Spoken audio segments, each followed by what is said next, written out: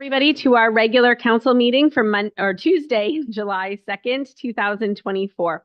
I'd like to call the meeting to order. We have regrets tonight from Councillor Joe Guerin. We acknowledge that this land is the traditional territory of the Three Fires Confederacy of the First Nations, comprised of the Ojibwe, the Ottawa, and the Potawatomi people, and of the Huron-Wendat people. We value the significant historical and contemporary contributions of local and regional First Nations and of all the original peoples of Turtle Island who have been living and working on the land from time immemorial. If you're able, please stand for our national anthem.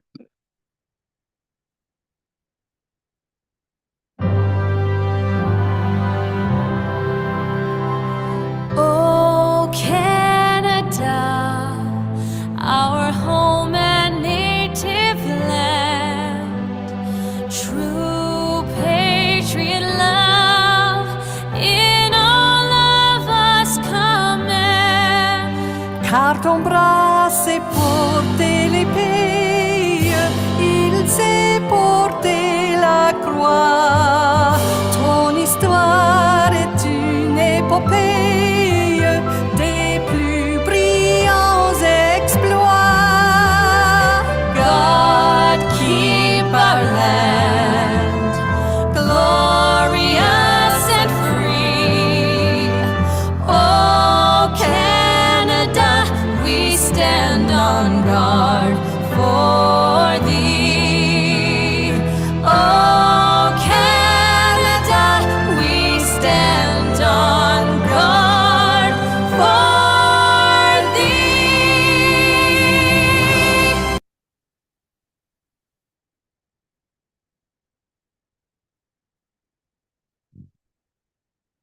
As we begin our council meeting this evening, it is with heavy hearts that we acknowledge the tremendous tragedy that has recently struck our beloved community of Harrow and Essex.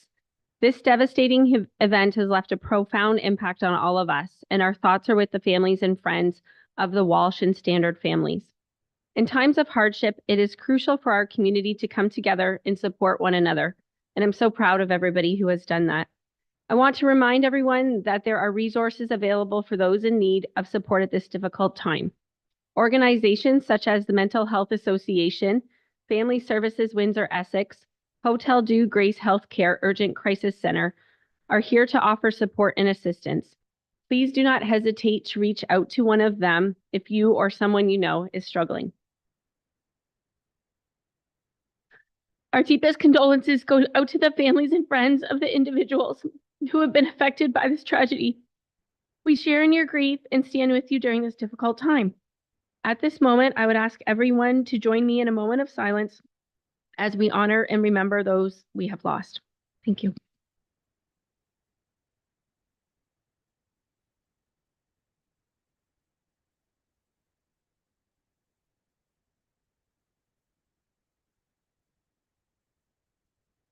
Thank you. We will go to Director Malandrucolo for a closed meeting report of July 2nd.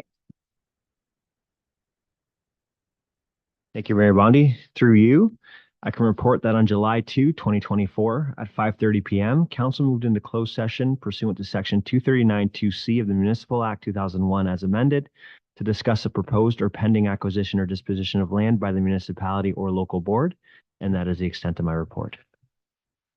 Any declarations of conflicts of interest for members of council this evening? Seeing none, I need an adoption of the published agenda for July 2nd. Moved by Councillor Hammond, supported by Councillor Verbeek. Any questions? Seeing none, all in favor?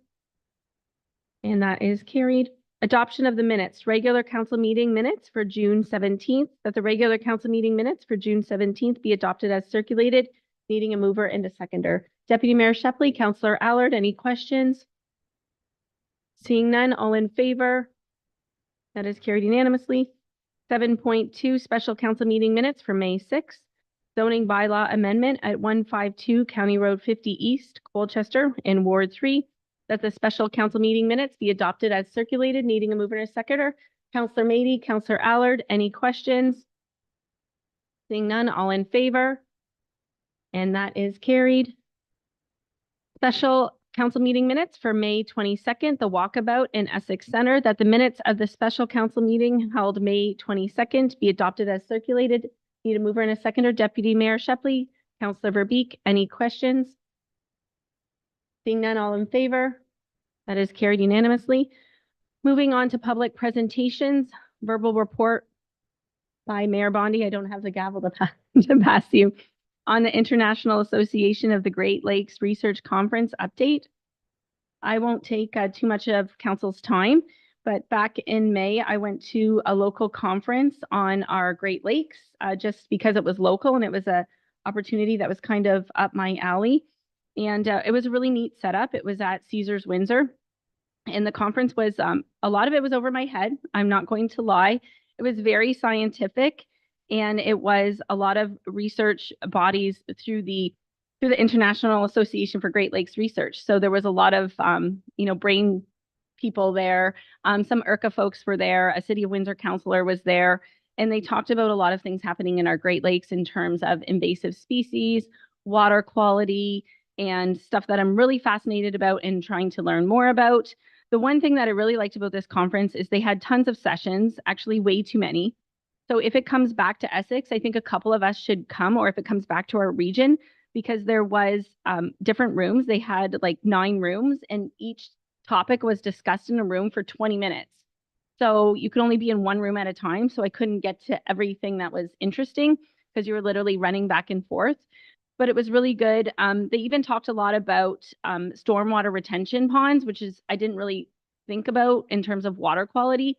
But what's happening is animals are starting to make stormwater retention ponds like habitats.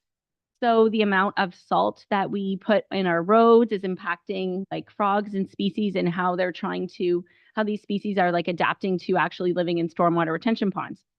So it was really cool. I did bring back some written work. I think I've given Councillor Hammond some stuff because I think this is something right up his alley as well. One thing that really stood out though was I got to tour the Norwegian cruise line, and I've sent a few pictures to Cassandra if she could throw them up. So we have our Norwegian ship. There's 2 sister ships that were designed in 2019 and then built in 2020 and 2021, and they actually cruise through the Great Lakes.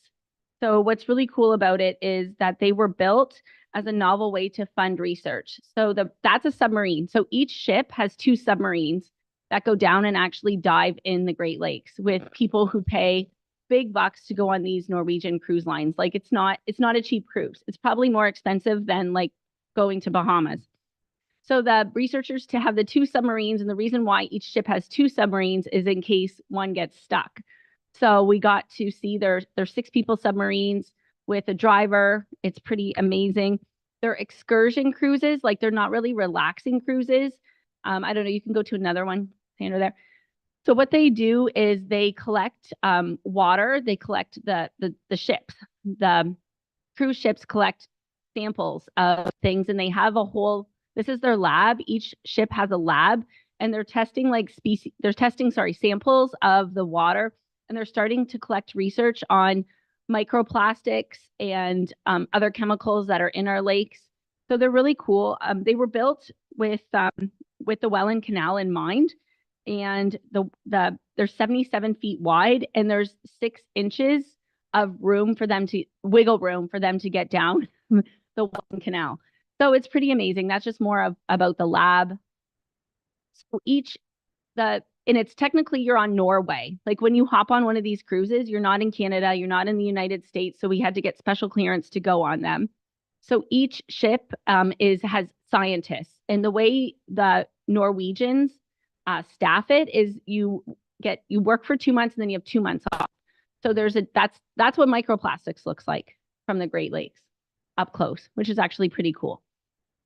Not really cool actually, but that's what it looks like. So the scientists go with the boat, and they teach all of the people that pay for the tickets all about the research that they're doing. So it's not a typical cruise, and you can see them. They go through 5 different lakes. You can see them. One of their stops is in Detroit, so you could see it if you're looking, from the casino over, and you could see it in Peely, on Point Peely. So it's pretty cool if you ever see it. It's a different type of cruise. every floor in the ship is a different theme. One is like women explorers, one is like Nordic explorers.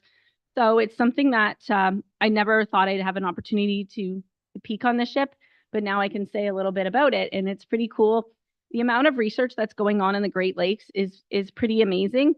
And one of the things that we really should keep an eye on is Lake Erie, because if you look at the current state of all the Great Lakes, Lake Superior is good and unchanging. Lake Michigan is fair and unchanging. Lake Huron is good and unchanging. Lake Erie is poor and unchanging.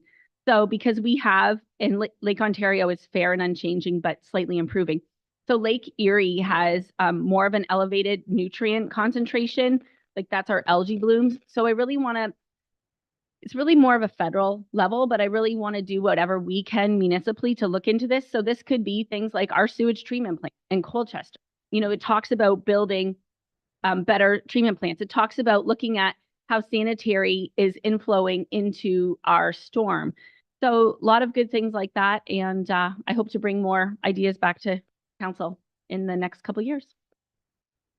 Okay, Deputy Mayor Shepley. For a mover and a seconder to receive Mayor Bondi's verbal report. Moved by Councillor Allard, seconded by Councillor Verbeek. Any questions? All in favor? And that carries. Back to you, Mayor Bondi. Thank you.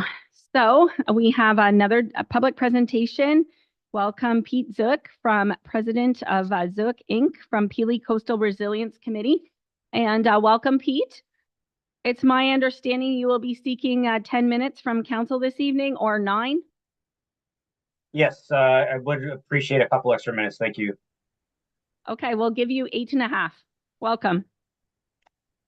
Thank you very much, Mayor, and good evening, everyone. I believe, will you guys be putting up the slide deck at your end?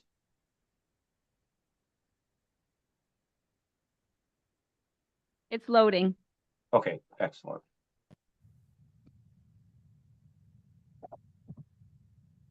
Okay, so it's coming into clear here. Can you guys see it fully at your end, or is it? There it comes. You can see it. Okay, so I will just get started and try to be as quick as possible here. And the title of the presentation is the Pele Coastal Resilience Committee and Action Plan. This is a presentation, obviously, to your council, and I appreciate the opportunity. And I wanted to mention that this work is supported by Natural Resources Canada's Climate Resilient Coastal Communities Program. Next slide, please. So just a little bit on the geographic extent of this work. We're focused in the western portion of Erie, the Pele West Littoral Cell, and that extends from the mouth of the Detroit River, the Pink Arrow, along the shoreline, past Colchester, Kingsville, Leamington, and then to the southeast shoal, which is the underwater sand deposit at the tip of the national park.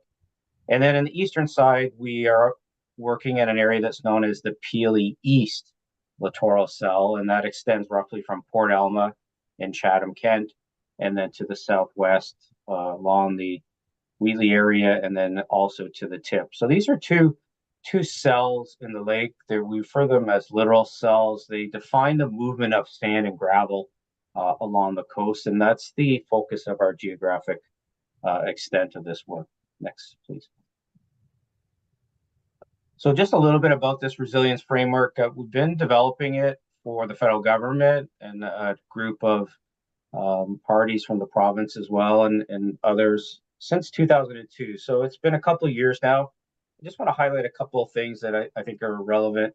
First of all, scale is a really important aspect of this framework as we work towards increasing resilience.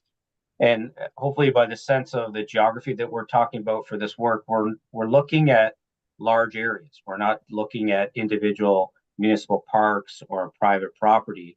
We want to zoom out and take this system scale approach. And that's why we're looking at these littoral cells that I just defined.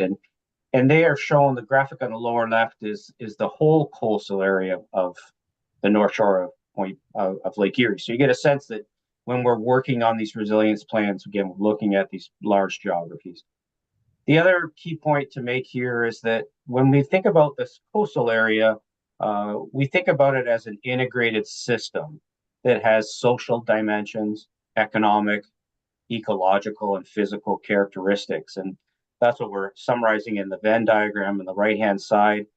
And really what that means is that when we look at problems and we look to develop solutions, we can't isolate only to economic factors, or we can't just simply look at social factors. We have to look at both. And ultimately, we're looking for equitable social and economic solutions. And similarly with the social ecological aspects there, the Venn diagram, we want solutions to be sustainable in that context. So that's a really important grounding aspect of this framework and the work that we're doing now. And then the last point there, which is equally important, is that this framework needs to be developed by everyone, and it is for everyone. So it's very inclusive, and it's meant to provide a place for everyone that cares about the coast of Lake Erie. Next, please. There is a component to the framework that deals with the higher levels of government, senior levels of government, and the roles that they play. And I won't really speak to that, but I think the point of this is that there's meant to be connections between the work that we're doing at the local scale and the Pili area over to the Detroit River. And there's meant to be linkages to things that are happening at different levels of government and related to the science community, as well as the mayor just mentioned with the conference. Next, please. Well, what we've been starting, we started since last fall, is this regional approach, which I described. And in the diagram here, at the very top, the focus when we get started in an area is to build a committee, which we have done, and which the town is already a member, which we're very pleased about. And it's at that level where we need to have the right partners on our committee. We need to organize ourselves and think about our governance structure so that we can plan and execute, make good decisions. And that's an ongoing step. We never are done with governance. It's an ongoing activity in the framework. There definitely is a very extensive public engagement component that's meant to be that blue arrow in the center, where engagement with the public and outreach, listening is a part of this framework all the time. That never stops either. And then we have 4 steps, and I just take you through those real quickly. Step 1 is the baseline assessment. What's happening in our communities along the coast today? What is vulnerable? In step 2, we focus on developing plans. How do we make improvements? And then step 3 is focus on taking action. So actually implementing projects and making positive improvements. Step 4 is evaluating our outcomes. Did we reach our targets and goals, etc. So that's just a quick overview of how this framework works and the way that we're going to be applying it to the South Shore of the County of Essex. Next, please. So we, since the fall of last year, we've been exploring this concept of the committee with some funding from Environment Canada.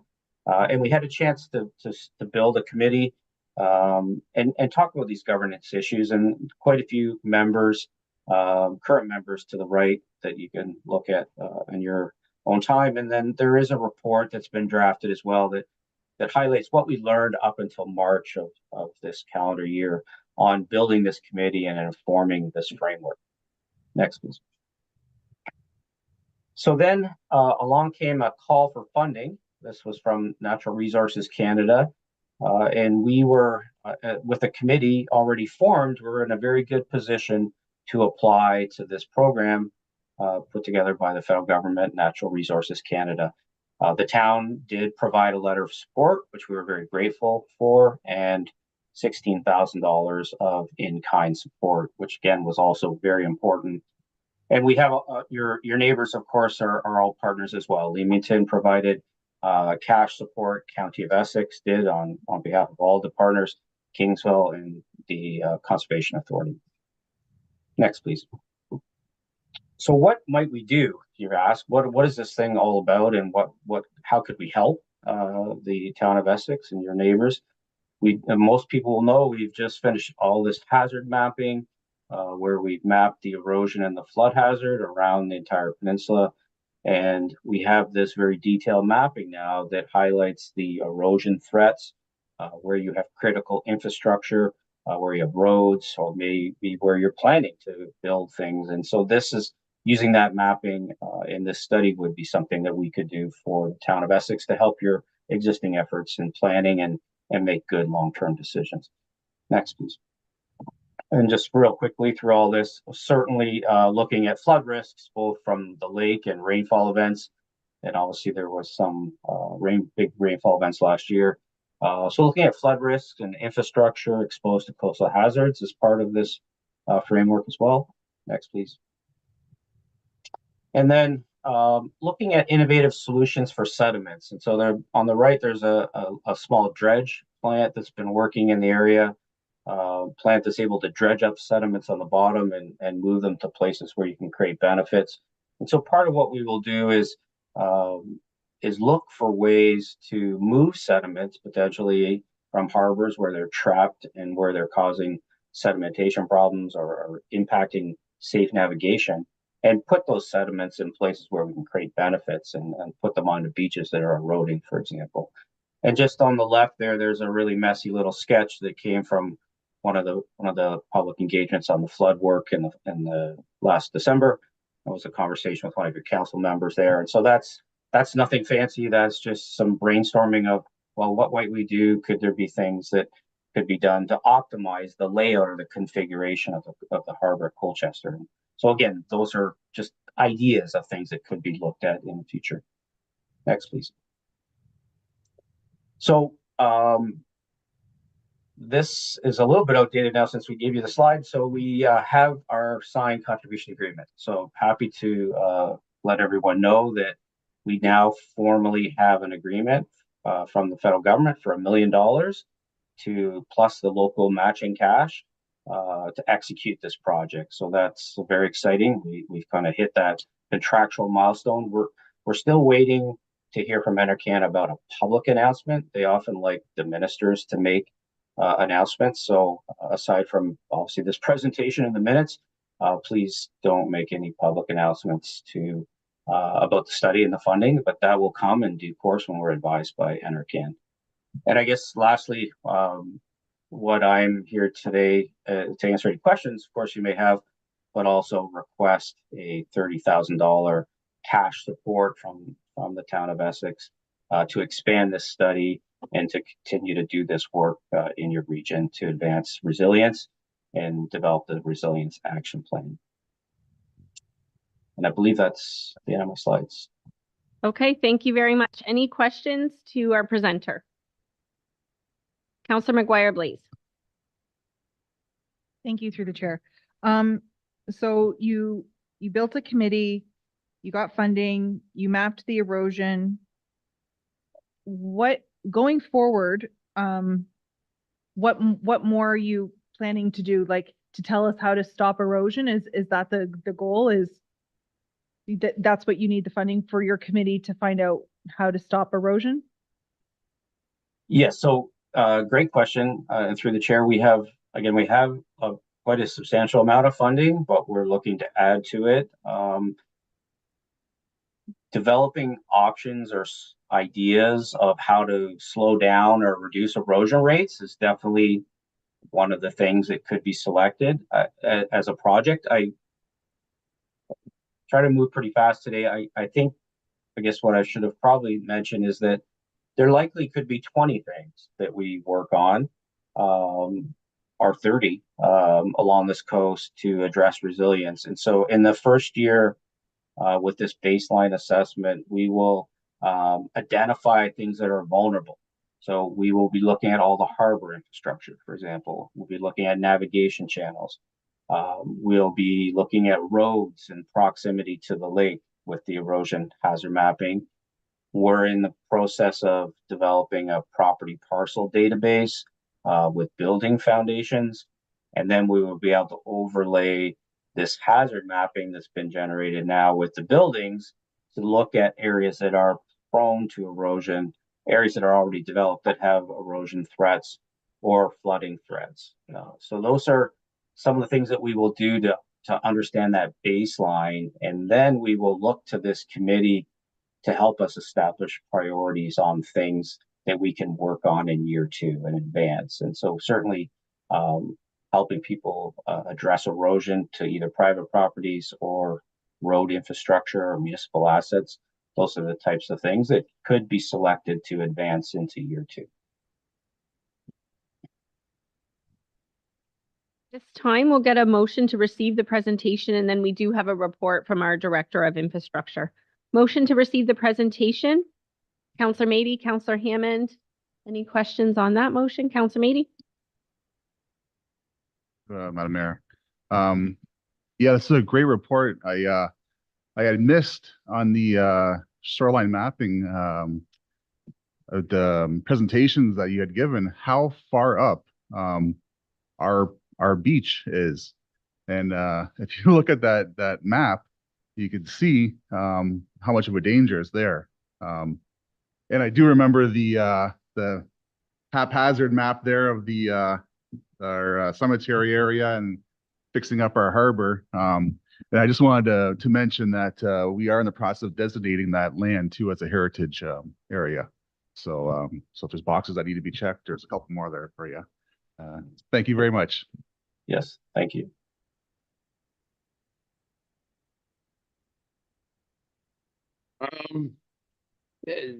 Can you just explain to me the dynamic beach erosion that it's mentioned here, but doesn't have any real effect apparently in area. Can you just explain the dynamic? Sure. Yes, very much. So through the chair, the dynamic beach. So I think most people likely have heard the term the flooding hazard and the erosion hazard. Obviously dealing with the amount of erosion over the next 100 years is the erosion hazard. Flooding is the extent of floods during the 100-year storm event. The dynamic beach hazard is one that you may not have heard as much of. What it does is it recognizes places like your beach in Colchester or the ones in Cedar Beach, the one in Leamington, then on the north shore of the Bell River. These sand deposits that often accumulate against the jettied structures or the infrastructure at the harbors. These sand deposits, while on a calm day, they're great places to go visit and go for a swim and relax with your family. They are hazardous.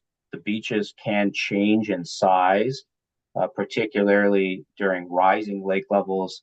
These beach environments can start to erode. And so what the dynamic beach hazard does is just recognize that these are special places. They provide us lots of benefits to communities, and we need to also manage them carefully though, because the beach size can change throughout time with storms and lake level fluctuations. So it puts a sense, a layer of protection on them that says, okay, let's make sure, first of all, we keep these as public open places, and we don't say put a condominium on top of them. And two, that we treat them with gentle gloves so that we can manage these beaches in a way to make sure that they're sustainable and they're resilient to lake level fluctuations.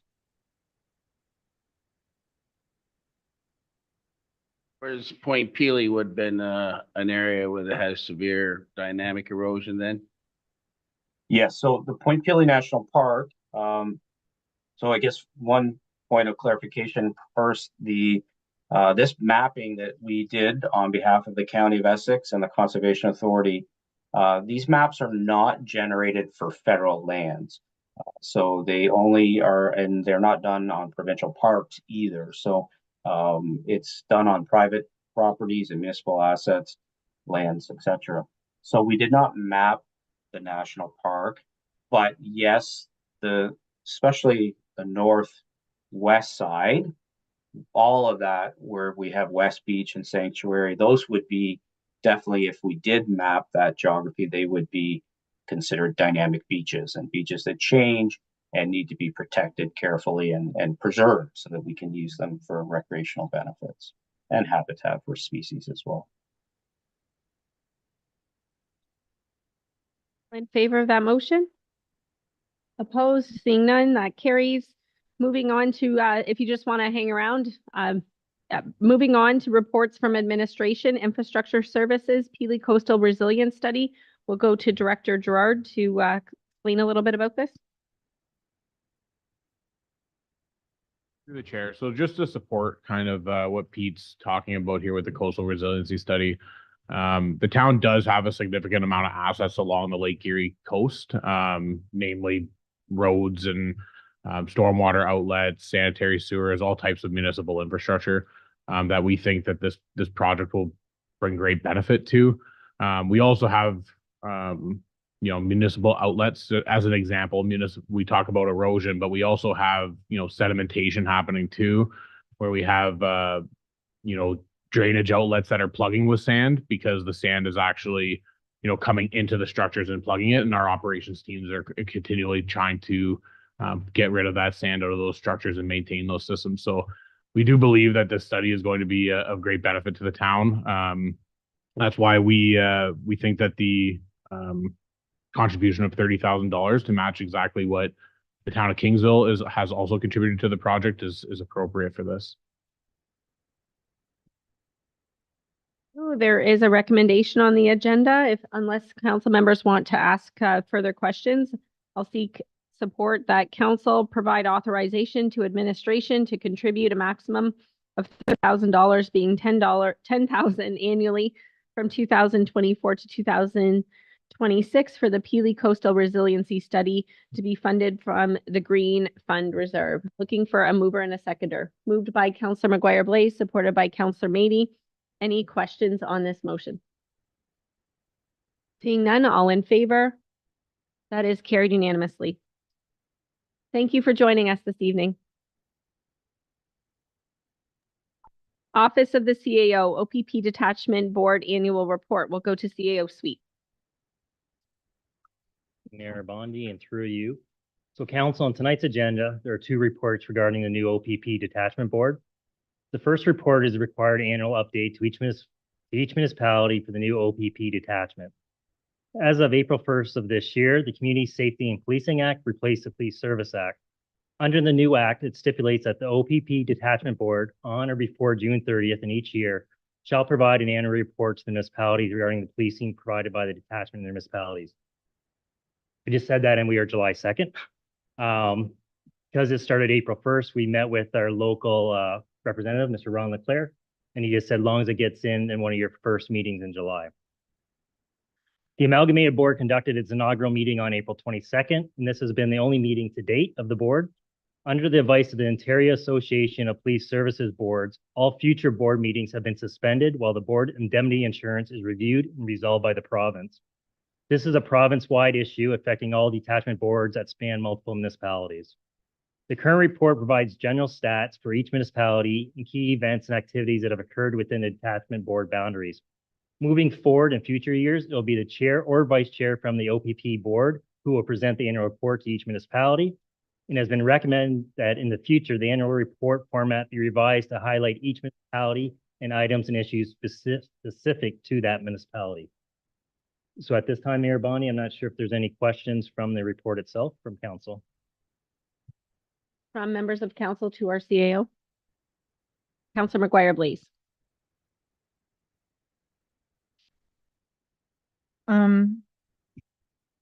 Sorry, no, it's the next one. It's the next one I have questions on, sorry. For a mover and a seconder that the report OPP Attachment Board Annual Report be received. We'll get the motion on and then we'll come back. Looking, Deputy Mayor Shepley, Councillor Verbeek, and Councillor Verbeek has a question. Through you, Madam Mayor. I'm not sure if I missed it. CAO Suite, is there a guesstimate of a timeline, an ETA before the governance boards are back online? Mayor Bondi, we're hoping that our next meeting in August, we will meet. The province, along with all municipalities and their insurance brokers, have been working on this. It was something the province did not consider. So it looks like we're coming to a resolution. Unfortunately, had a delay until we got to that point. So our goal is by correspondence we're receiving by August, hopefully we can start meeting again. Further to that, the OPP Detachment Board, they're calling themselves North right now. We meet every 2 months, which is less than what we met as a former police service board. So I feel like there's a lot less oversight perhaps. But the CAO, I've talked to him about my concerns and he's proposed that he and I meet with our local staff sergeant who we're getting a new one. I don't know, CAO Sweet, you want to update on that a little bit? Through your Mayor Bonnie. So we've had some transition in our staff sergeant positions. They went through a recent hiring process and we just will have a new staff sergeant, permanent staff sergeant. He'll be getting next week. Mayor Bonnie and myself do meet with him tomorrow. Once we get more information, I will forward that out to all of council. So hopefully we have some stability moving forward with a permanent position. You, just for us, like if the board's kind of shut down right now and we're looking to bring stuff to the board, you know, if we want to have extra police presence in an area, if we want to have you know, some more patrols, if we want to have a speed trailer set up, if there's issues in our ward that we want to bring forward to the board, what should we do right now? Good question, because there is some confusion. Basically, what the boards are is to kind of establish policies. They're not in the day-to-day operations of the OPP. So that's where those meetings where Mayor Bonnie was suggesting we meet with our regular staff sergeant. So any of that correspondence can go through our report of problem or psb@essex.ca.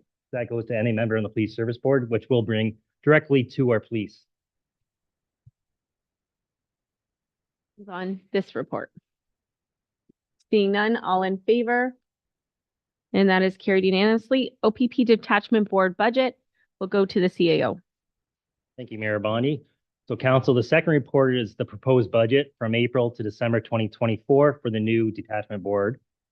For the balance of this year, the new board is expected to operate with the remaining balances of the approved operating budgets of the 3 municipalities and no additional funding is being requested.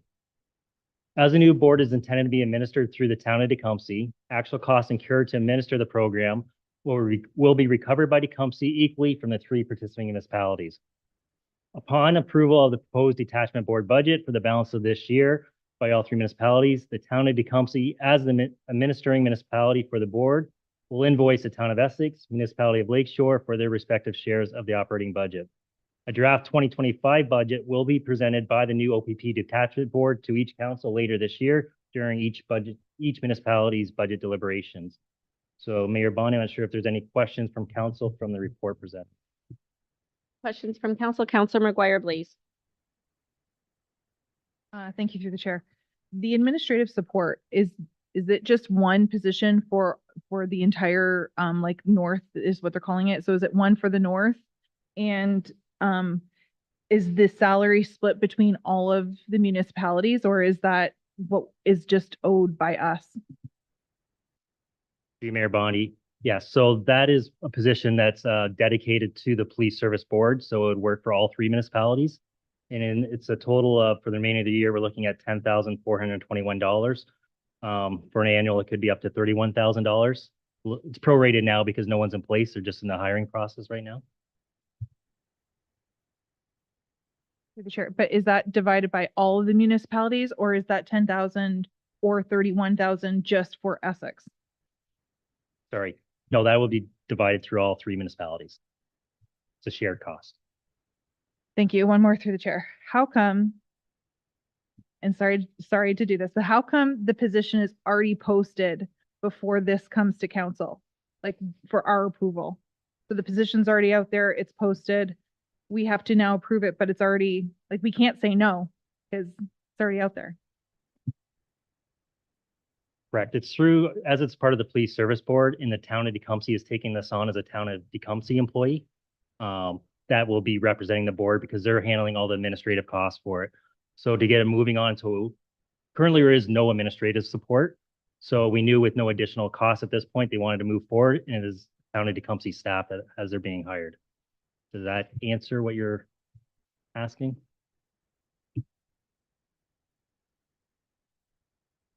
Thing.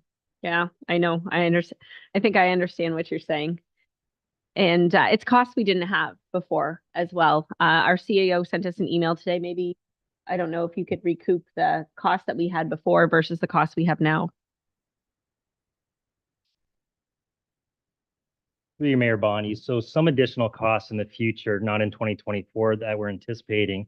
As there's more members on the committee, it's gone from 9 to 5 through the 3, so there'll be additional costs there. There's increase in member wage compensation. Because of that, and with 3 municipalities, we anticipate more members will attend conferences, the workshops, the zone meeting. And then also now with insurance, that'll be an additional cost. So there will be some additional costs, and that's why all 3 will see this at the 2025 budget deliberation. Through the chair, I forgot that was, you sent that in an email. So we have 1 board member that sits on the board. If our board member doesn't go, do we still have to pay for all we have 2? So we have 2. If our board members don't go, do we still have to pay for the other board members to go to these conferences and everything? Or is it on the municipality pays for the conference for their members? Bondi, no. Police Service Board is not a municipal board. It's actually a provincial board.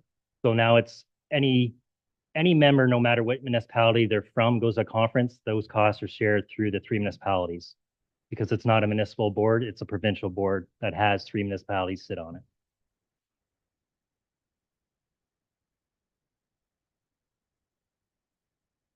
I think this was supposed to save us money, but I don't think it is. Looking for a mover and a seconder that the proposed budget for the balance of 2024 for the Essex OPP Detachment Board be approved, that the Town of Essex recommendation to approve the proposed budget for the balance of 2024 for the Essex County OPP Detachment Board be forwarded to the Town of Tecumseh and the Municipality of Lakeshore for their consideration and approval, and that the approval of all 3 member municipalities of the Essex County OPP Detachment Board and the budget balance for 2024 be implemented by administering municipality being the Town of Tecumseh. Looking for a mover and a seconder on this. Councillor Mady, Councillor McGuire Blaze, any further questions? All in favor? Opposed? And that is carried. Reports from our youth member. Youth member Lauren Smith.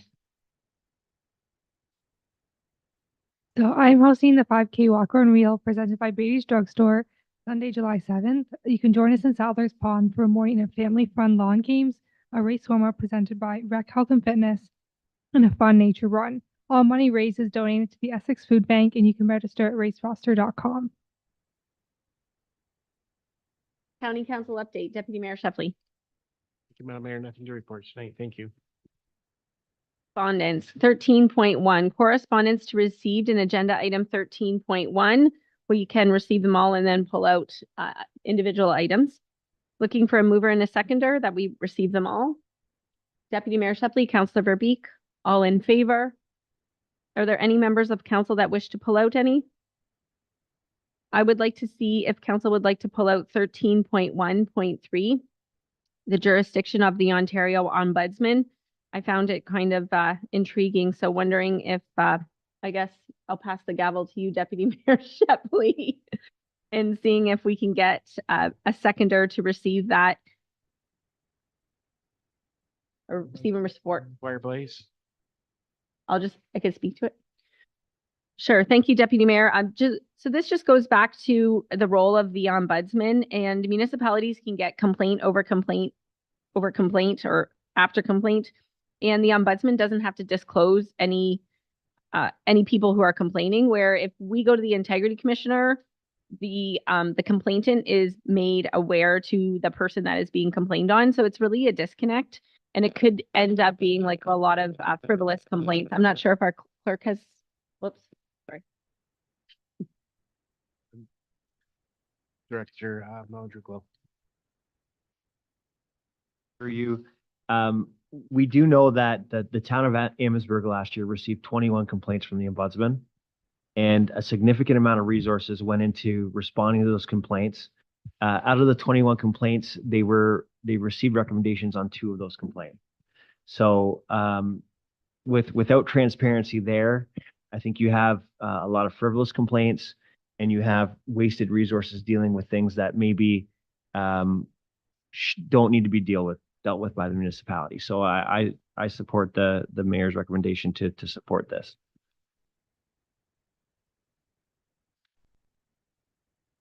Seeing none, all in favor? And that carries. Of council wishing to take out any correspondence?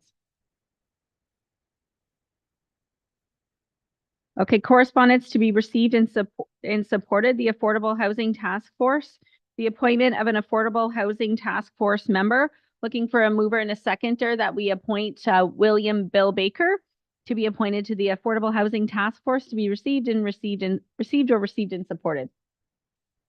Councilor McGuire Blaze receives and supports, supported by Deputy Mayor. Any comments? Seeing none, all in favor? Opposed? Seeing none, that is carried. 13.2.2, the flag request from the Francophone Ontarian Day for September 25th, 2024, that the request from the association be received and supported. Looking for direction from council. Councilor Allard? Councilor Allard receives and supports, needing a seconder. Councilor Verbeek, any questions? All in favor? Opposed? Seeing none, that is carried. Committee meeting minutes, 14, that committee meeting minutes listed in agenda item 14, together with any recommendations to council therein, be received and approved. And just to note that 14.5, the Finance Committee has a minor amendment to a footnote that we felt that was good. There was death or serious illness, and that there is a direction to administration to revise the Community Partnership Fund to limit the acceptance of applications to one time a year. So needing a mover and a seconder on the committee meeting minutes. Moved by the Deputy Mayor, supported by Councilor McGuire Blaze. Are there any questions? All in favor? I didn't get a clear all in favor. All in favor, and that is carried unanimously. Nothing under financial, nothing under new business. Notice of motion will go to Director Malandrucolo.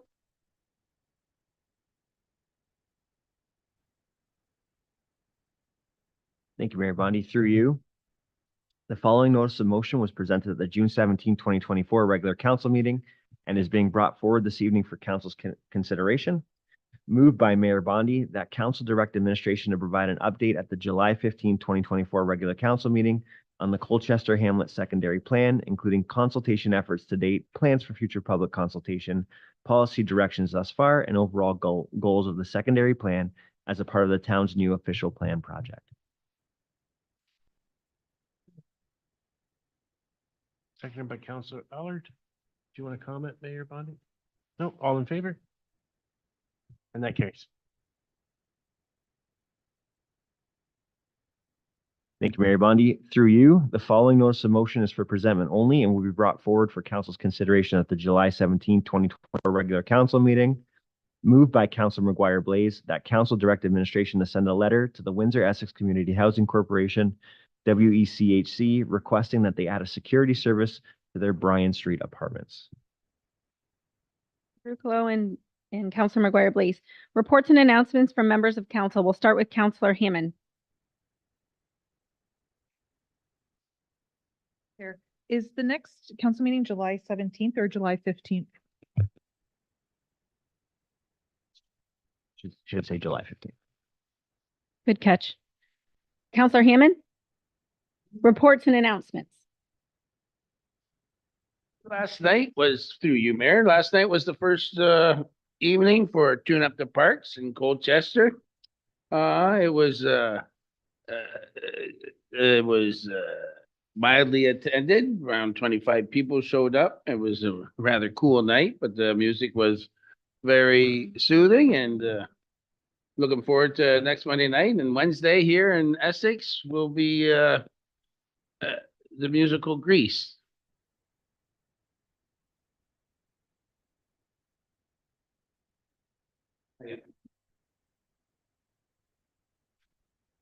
Or just looking forward to the Fun Fest weekend.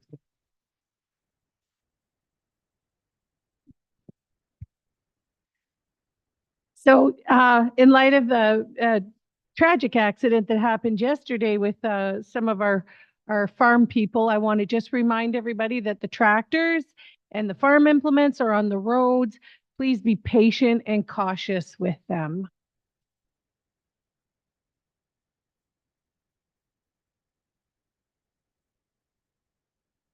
The chair, I just want to remind everybody the Fun Fest is this weekend, and I would like to say in advance, thank you to all of our volunteers who are coming out to help us make the event successful. We are still looking for a few extra volunteers for the Saturday morning. So if you are available to help out, we're looking for about 5 or 6. Please reach out to me and I will get you on our volunteer schedule. Thank you. Bylaws, bylaw requiring a third and final reading, bylaw 2342 being a bylaw to confirm the proceedings of June 17th regular council meeting. Needing a mover and a seconder to be read, a third and finally passed on July 2nd. Mover and a second, Councillor Hammond. Deputy Mayor Shepley, any questions? All in favor? That's carried. Bylaw 2343 being a bylaw to enter into a municipal funding agreement for the transfer of the Canada Community Building Funds. Needing a mover and a seconder to be read a first, second, third time, finally passed on July 2nd. Moved by Councillor Verbeek, Councillor McGuire Blaze. Any questions? Seeing none, all in favor? None opposed? That's carried. Bylaw 2346, being a bylaw to confirm the proceedings of July 2nd, 2024, be read a first, second time and provisionally adopted July 2nd. Needing a mover and a seconder. Moved by Councillor Mady, Councillor McGuire Blaze. Any questions? Seeing none, all in favor, and I need a motion to adjourn. Deputy Mayor Shepley, Councillor Hammond, all in favor. And we'll see you at the Fun Fest. Have a good evening, everybody.